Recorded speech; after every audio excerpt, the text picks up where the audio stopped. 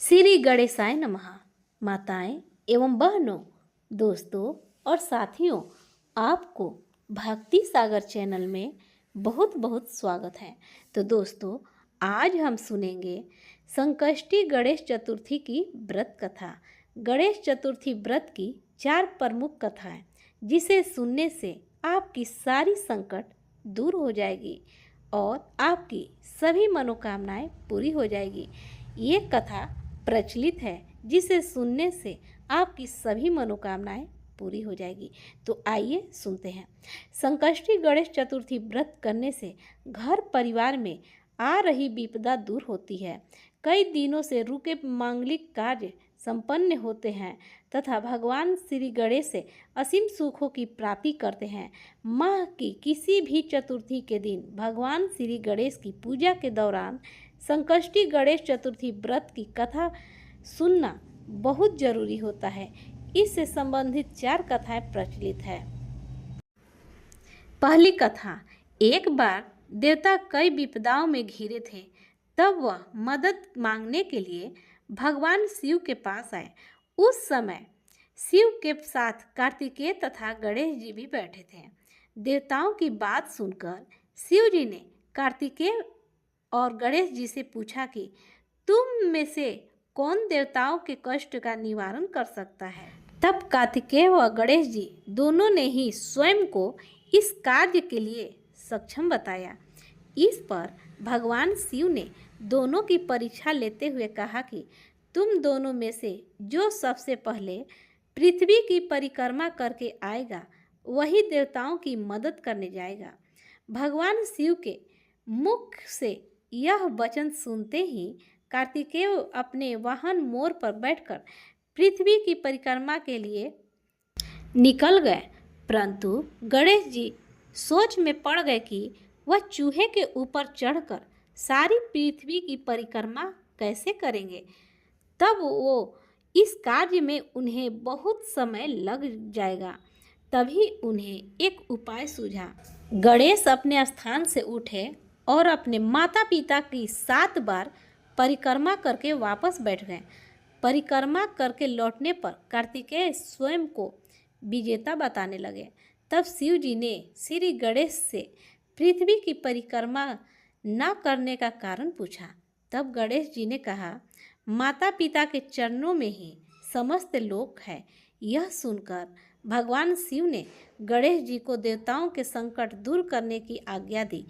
इस प्रकार भगवान शिव ने गणेश जी को आशीर्वाद दिया कि चतुर्थी के दिन जो तुम्हारा पूजन करेगा और रात्रि में चंद्रमा को अर्घ्य देगा, उसके तीनों पाप यानी दैहिक ताप, दैविक ताप तथा भौतिक ताप दूर होंगे। इस व्रत को करने से व्रतधारी के सभी तरह के दुख दूर होंगे और उसे जीवन के भौतिक सुखों की प्राप्ति होगी।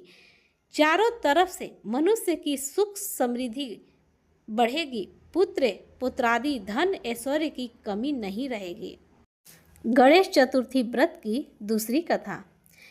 एक समय की बात है, राजा हरिश्चंद्र के राज्य में एक कुम्हार था। वह मिट्टी के बर्तन बनाता, लेकिन वे कच्चे रह जाते थे। एक पुजारी की सलाह पर उसने इस समस्या को दूर करने के लिए एक छोटे बालक को मिट्टी के बर्तनों के साथ आवा में डाल दिया। उस दिन संकष्टी चतुर्थी का दिन था। उस बच्चे की माँ अपने बेटे के लिए परेशान थी। उसने गणेश जी से बेटे की कुशलता की प्रार्थना की। दूसरे दिन जब कुम्हार ने सुबह उठकर देखा तो आवा में उसके बर्तन तो पक गए थे, लेकिन बच्चे की बाल भी बाका नहीं हुआ था। वह डर गया और राजा के दरबार में जाकर सारी घटना बताई। इसके बाद राजा ने उस बच्चे और उसकी माँ को बुलवाया तो माँ ने सभी तरह के विघ्न को दूर करने वाली संकष्टी चतुर्थी का व्रत का वर्णन किया। इस घटना के बाद महिलाएं संतान और परिवार के सौभाग्य के लिए संकट चौथ का व्रत करने लगी। तीसरी कथा। एक समय की बात है कि विष्णु भगवान का विवाह लक्ष्मी जी के साथ निश्चित हो गया। विवाह की तैयारी होने लगी। सभी देवताओं को निमंत्रण भेजे गए, परंतु गणेश जी को निमंत्रण नहीं दिया गया। कारण जो भी रहा हो, अब भगवान विष्णु जी की बारातें जाने की समस्या आ गया। सभी देवता अपनी पत्नियों के साथ विवाह समारोह में आए। उन सब ने देखा कि गणेश जी कहीं दिखाई नहीं दे रहे हैं। तब वे आपस में चर्चा करने लगे कि क्या गणेश जी को नहीं न्योता है या स्वयं गणेश जी ही नहीं आए हैं। सभी को इस बात पर आश्चर्य होने लगा। तभी सबने विचार किया कि विष्णु भगवान से ही इसका कारण पूछा जाए। विष्णु भगवान से पूछने पर उन्होंने कहा कि हमने गणेश जी के पिता भोलेनाथ महादेव को न्योता भेजा है। यदि गणेश जी अपने पिता के साथ आना चाहते हैं तो आ जाते। अलग से न्योता देने की कोई आवश्यकता भी नहीं थी। दूसरी बात यह है कि उन्होंने सवा मन मूंग, सवा मन चावल, सवा मन घी और सवा मन लड्डू का भोजन दिन भर में चाहिए। यदि गणेश जी नहीं आएंगे तो कोई बात नहीं। दूसरे के घर जाकर इतना सारा खाना पीना अच्छा भी नहीं लगता। इतनी वार्ता ही कर रहे थे कि किसी ने एक सुझाव दिया कि गणेश जी आ भी जाए तो उनको द्वारपाल बनाकर बैठा देंगे कि आप घर की याद रखना। आप तो चूहे पर बैठकर धीरे धीरे चलोगे तो बारात से बहुत पीछे रह जाओगे। यह सुझाव भी सबको पसंद आ गया तो विष्णु भगवान ने भी अपनी सहमति दे दी। होना क्या था कि इतने में गणेश जी वहां आ पहुँचे और उन्हें समझा बुझाकर घर की रखवाली करने बैठा दिया। बारात चल दी। तब नारद जी ने देखा कि गणेश जी तो दरवाजे पर ही बैठे हुए हैं, तो वे गणेश जी के पास गए और रुकने का कारण पूछा। गणेश जी कहने लगे कि विष्णु भगवान ने मेरा बहुत अपमान किया है। नारद जी ने कहा कि आप अपनी मूषक सेना को आगे भेज दें और वहां रास्ता खोद देगी, जिससे उनके वाहन धरती में धंस जाएंगे। तब आपको सम्मानपूर्वक बुलाना पड़ेगा। अब तो गणेश जी ने अपनी मूषक सेना जल्दी से आगे भेज दी और सेना ने जमीन पोली कर दी। जब बारात वहां से निकली तो रथों के पहिए धरती में धंस गए। लाख कोशिश करें परंतु पहिए नहीं निकले। सभी ने अपने अपने उपाय किए परंतु पहिए तो नहीं निकले, बल्कि जगह जगह से टूट गए। किसी की समझ में नहीं आ रहा था कि अब क्या किया जाए। तब तो नारद जी ने कहा, आप लोगों ने गणेश जी का अपमान करके अच्छा नहीं किया। यदि उन्हें मना कर लाया जाए तो आपका कार्य सिद्ध हो सकता है और यह संकट टल सकता है। शंकर भगवान ने अपने दूत नंदी को भेजा और गणेश जी को लेकर आए। गणेश जी का आदर सम्मान के साथ पूजन किया। तब कहीं रथ के पहिए निकले। अब रथ के पहिए निकल तो गए परंतु वे टूट फूट गए, तो उन्हें सुधारे कौन।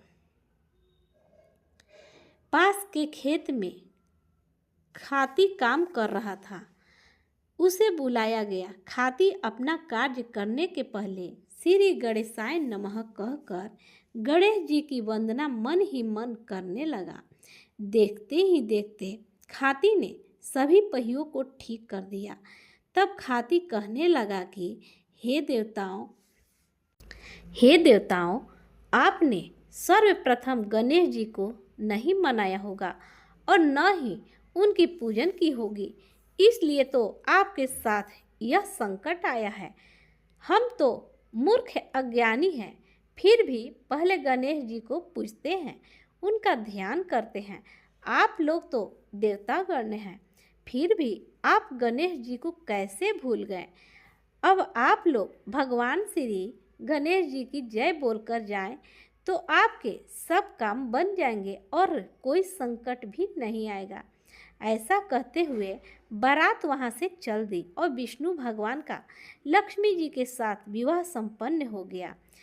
सभी बाराती सकुशल घर लौट आए। हे गणेश जी महाराज, आपने विष्णु जी को जैसे कारज सारियो ऐसे कारज सबको सिद्ध करे जो। बोलो गजानन भगवान की जय। चौथी कथा श्री गणेश चतुर्थी व्रत की पौराणिक कथा के अनुसार एक बार भगवान शिव तथा माता पार्वती नर्मदा नदी के किनारे बैठे थे। वहाँ माता पार्वती ने भगवान शिव से समय व्यतीत करने के लिए चौपड़ खेलने को कहा। शिव चौपड़ खेलने के लिए तैयार हो गए, परंतु इस खेल में हार जीत का फैसला कौन करेगा, यह प्रश्न इनके समक्ष उठा तो भगवान शिव ने कुछ तिनके एकत्रित करके उसका एक पुतला बनाकर उसकी प्राण प्रतिष्ठा कर दी और पुतले से कहा, बेटा हम चौपड़ खेलना चाहते हैं, परंतु हमारी हार जीत का फैसला करने वाला कोई नहीं है, इसलिए तुम बताना कि हम दोनों में से कौन हारा और कौन जीता। उसके बाद भगवान शिव और माता पार्वती का चौपड़ खेल शुरू हो गया। यह खेल 3 बार खेला गया और संयोग से तीनों बार माता पार्वती ही जीत गई। खेल समाप्त होने के बाद बालक से हार जीत का फैसला करने के लिए कहा गया, तो उस बालक ने महादेव को विजयी बताया। यह सुनकर माता पार्वती क्रोधित हो गई और क्रोध में उन्होंने बालक को लंगड़ा होने का, कीचड़ में पड़े रहने का श्राप दे दिया। बालक ने माता पार्वती से माफ़ी मांगी और कहा कि यह मुझसे अज्ञानतावश ऐसा हुआ है, मैंने किसी दुष्ट भाव से ऐसा नहीं किया। बालक द्वारा क्षमा मांगने पर माता ने कहा, यहाँ गणेश पूजन के लिए नाग कन्याएं आएंगी, उन्हें कहे अनुसार तुम गणेश व्रत करो, ऐसा करने से तुम मुझे प्राप्त करोगे। यह कहकर माता पार्वती शिव के साथ कैलाश पर्वत पर चली गई। 1 वर्ष के बाद उस स्थान पर नाग कन्याएं आई। तब नाग कन्याओं से श्री गणेश जी के व्रत की विधि मालूम करने के बाद उस बालक ने 21 दिन लगातार गणेश जी का व्रत किया। उसकी श्रद्धा से गणेश जी प्रसन्न हुए। उन्होंने बालक को मनोवांछित फल मांगने के लिए कहा।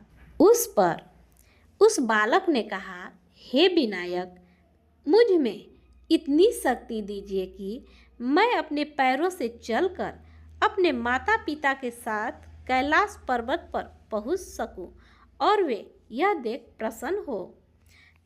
तब बालक को वरदान देकर श्री गणेश भगवान अंतर्ध्यान हो गए।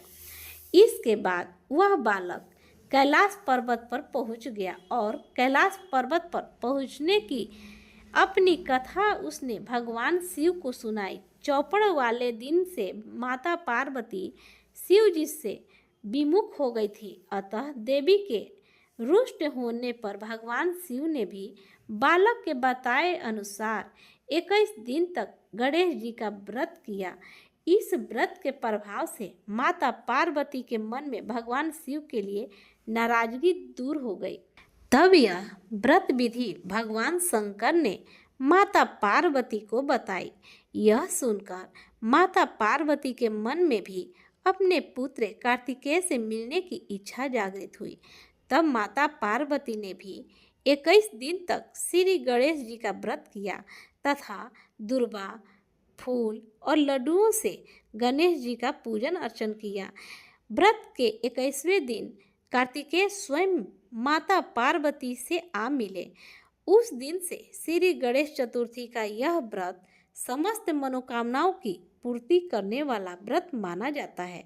इस व्रत को करने से मनुष्य की सारे कष्ट दूर होकर मनुष्य को समस्त सुख सुविधाएं प्राप्त होती है और अंत्यकाल में मोक्ष की प्राप्ति होती है। तो सब बोलिए गणेश भगवान की जय। दोस्तों, अगर आपको हमारी यह वीडियो अच्छी लगी हो तो लाइक, शेयर, कमेंट एवं सब्सक्राइब जरूर करें और बेल आइकन को दबाना न भूलें।